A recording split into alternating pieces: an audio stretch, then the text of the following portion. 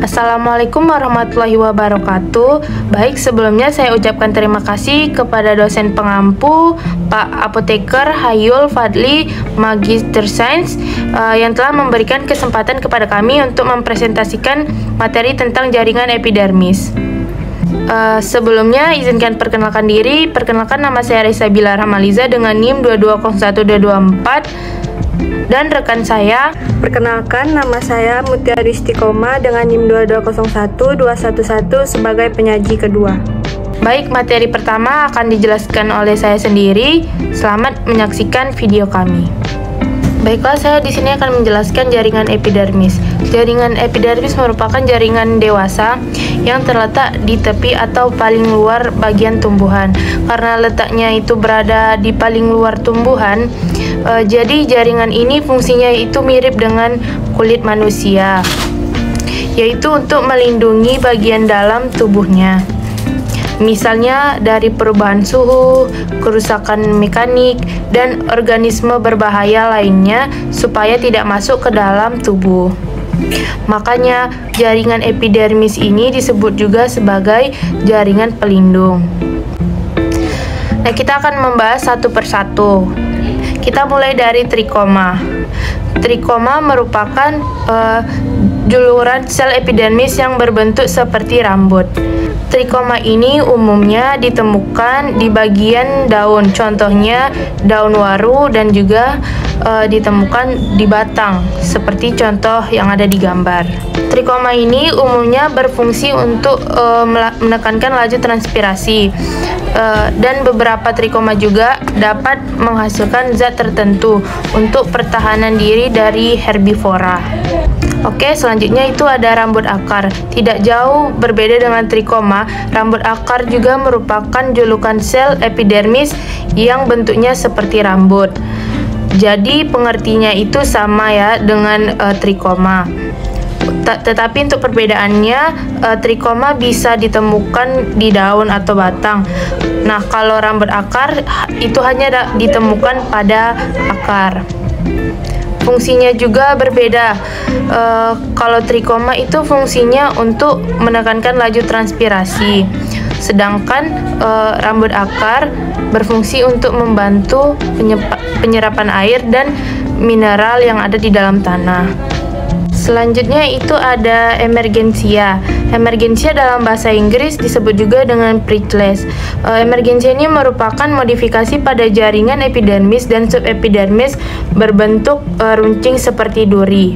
Nah, emergensia ini dapat ditemukan di beberapa di tumbuhan. Contohnya pada bagian batang seperti batang mawar, atau bagian buah seperti pada kulit buah rambutan.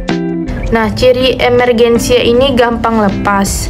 Makanya emergensia ini juga disebut dengan duri palsu. Selanjutnya ada sel kipas atau bulbform cell, merupakan modifikasi sel epidermis yang berbentuk seperti kipas.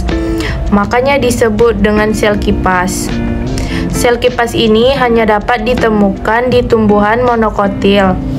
Contohnya pada daun jagung.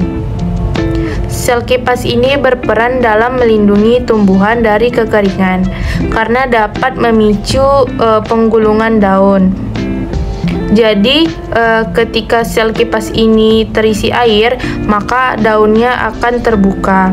Tapi ketika air sel kipas ini keluar, sel kipas akan mengkerut dan membuat daun menjadi tergulung.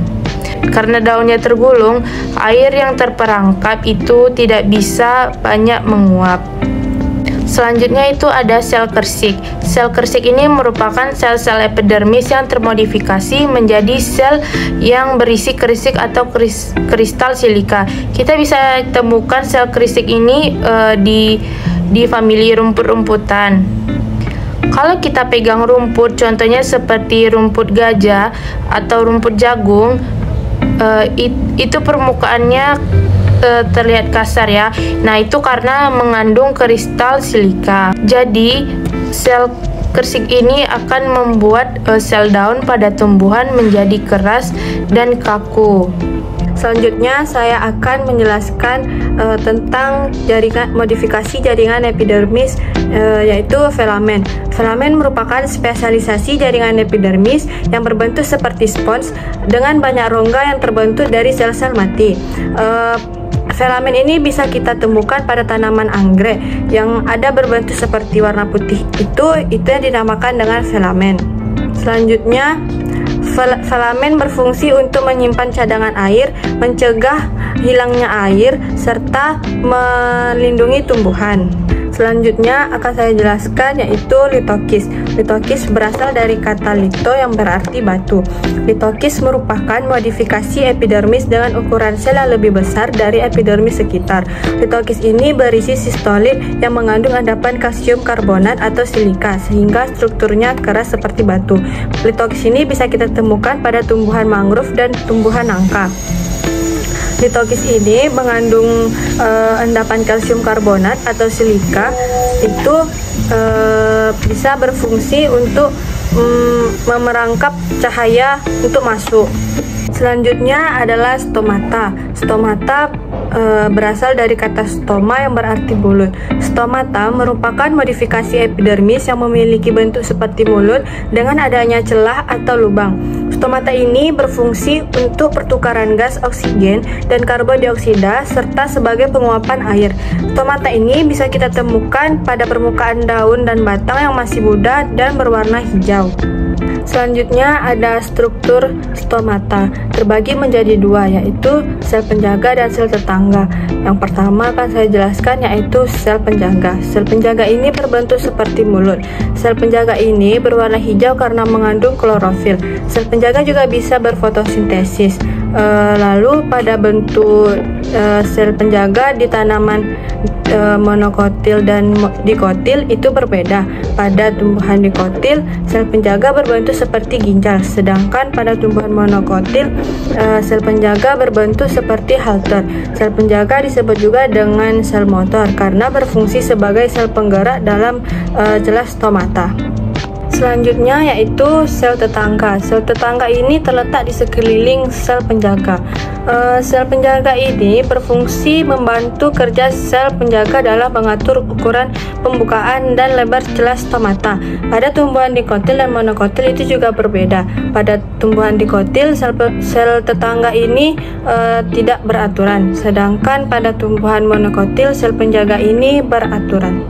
Selanjutnya akan saya jelaskan posisi stomata dibedakan menjadi dua, yaitu yang pertama berdasarkan letak pada daun, yang kedua berdasarkan posisi terhadap epidermis sekitar.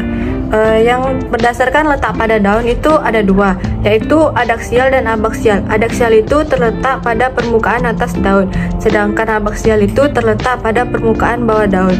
Lalu berdasarkan posisi terhadap epidermis sekitar itu terbagi menjadi tiga, yaitu sejajar, menonjol, dan tenggelam. Sekian penjelasan dari kami. Semoga apa yang kami sampaikan bermanfaat untuk kita semua. Assalamualaikum warahmatullahi wabarakatuh.